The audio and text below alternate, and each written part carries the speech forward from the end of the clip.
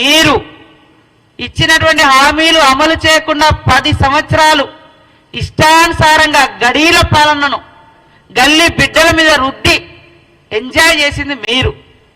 మేము అధికారానికి వచ్చిన మరుక్షణం నుంచే ప్రజల కోసం ఎలాంటి అభివృద్ధి కార్యక్రమాలతో పాటు ఇచ్చిన ప్రతి హామీని అమలు చేయాలని ఆలోచిస్తున్నది మా కాంగ్రెస్ ప్రభుత్వం.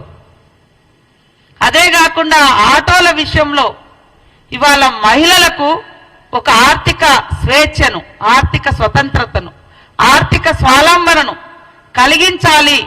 వాళ్ళ అవసరాలన్నీ తగ్గించుకుంటున్నారు, మహిళలు బయటికి రాలేకపోతున్నారు, వాళ్లకు ఒక ఆర్థిక భారం పడకుండా ఉండాలని ఫ్రీ బస్ చేస్తే అత్యంత దుర్మార్గంగా ఆటో డ్రైవర్లను, ఆటో వాళ్ళను రెచ్చగొడుతూ రోడ్ల మీదకి తీసుకొచ్చి ఇది ఉద్యమము అంటారు, లేదా వాళ్ళ కడుపు కొడుతున్నారు అంటారు. మా మేనిఫెస్టో చైర్మన్ శ్రీధర్ బాబు గారు ఆటో బస్సుల యొక్క ఫ్రీ బస్ పెట్టేటప్పుడు కూడా కొంతమంది ఆటో యూనియన్లతో డిస్కస్ చేసి వాళ్ళకి ఎలాంటి రాయితీలు కావాలో కూడా మాట్లాడడం జరిగింది. భవిష్యత్తులో కూడా వాళ్ళని ఆదుకోవడానికి కూడా సిద్ధంగా ఉంది. కానీ ఇంకా ఎలాంటి సమస్య లేనట్టుగా ఒక ఆడకూతురు వచ్చి స్వేచ్ఛగా బస్సులలోకి వస్తే ఈ ఫ్యూడల్ భావజాలం కలిగినటువంటి మహిళలంటే చిన్న చూపు చూసేటువంటి ఈ టీఆర్ఎస్ పార్టీ, మహిళలంటే తీవ్రమైనటువంటి వివక్షతకు గురి చేసేటువంటి ఈ టీఆర్ఎస్ పార్టీ మహిళలు బయటికి వస్తే తట్టుకోలేక ఉచిత బస్సు ప్రయాణం మీద అక్కసు వెళ్ళగక్కుతున్నారు. మరి ఈ 7-8 సంవత్సరాల కాలంలో రైతు బంధు పేరుతోటి ఫామ్ హౌజ్లకు లక్షల రూపాయలు దోచుకుంటే ఏ పేదోళ్ళని వచ్చి రోడెక్కిర్రా? మాకేమీ వేయలేదని పాపం అడిగిర్రా? అలాంటి మరి జరగలేదు. కానీ ఒక మహిళ బయటకు వస్తే మాత్రము ఈ రకంగా ఆటో డ్రైవర్లను తీసుకొచ్చి ఉద్యమం అని చెప్తున్నారు. ఉద్యమం కాదు, వాళ్ళని అడ్డం పెట్టి మీ అధికార దాహాన్ని తీర్చుకోవడం కోసం మీరు వేసేటువంటి ఎత్తుగడ.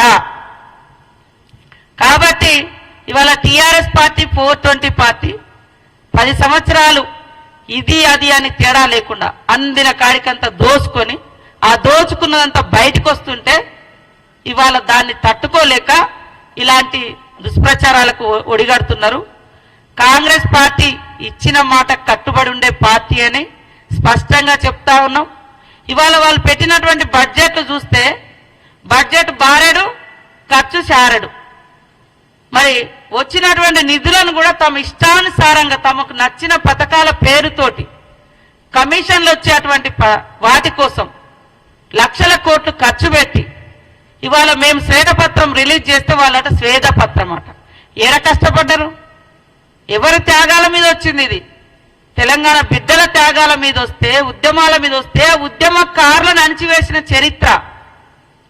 ఉద్యమం చేసుకోకుండా ఒక ధర్నా చౌక్ లేకుండా చేసిన 420 మీరు, మేం కాదు. ఇక్కడ కాంగ్రెస్ పాలనలో ప్రజాస్వామ్యము కనబడుతుంది కాబట్టి ప్రజలందరూ స్వేచ్ఛగా ఉన్నారు.